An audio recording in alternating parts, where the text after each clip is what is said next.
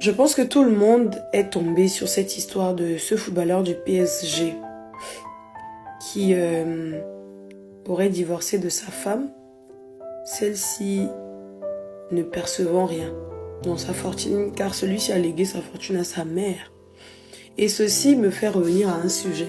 Vous savez, je tombe souvent dans des débats dans lesquels les femmes noires sont celles que nos frères africains refusent parce que nous sommes des matérialistes.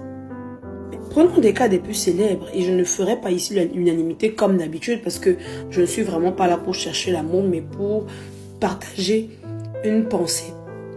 Alors, pour ce cas, nous les femmes noires sommes traitées de matérialistes, raison pour laquelle nos frères africains seraient amenés à chercher les femmes blanches sous le prétexte que celles-là vous acceptent, vous les hommes, dans la pauvreté, dans les misères, à avoir des papiers, dans X, dans Y. Le détail que vous omettez de dire, c'est que vous ne leur faites pas les mêmes crasses que vous nous faites.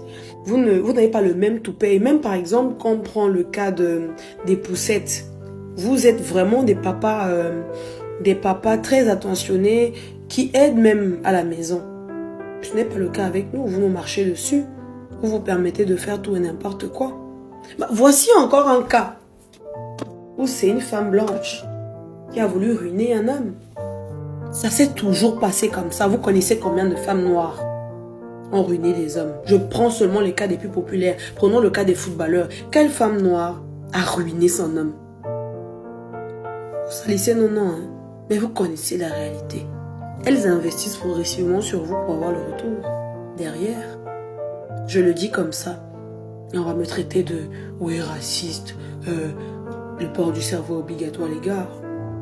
Réveillons-nous. Que ça serve de leçon également à ceux qui font aveuglément confiance à leurs femmes. Et surtout, que ça apprenne aussi à ces hommes le respect de leurs parents. Maintenant, aujourd'hui, vous êtes mieux avisés. Et on ne va pas vous faire un meilleur dessin pour vous demander de passer à autre chose et de grandir en maturité. On en rit bien aujourd'hui, mais est-ce que vous allez comprendre l'exemple dans votre expérience de la vie?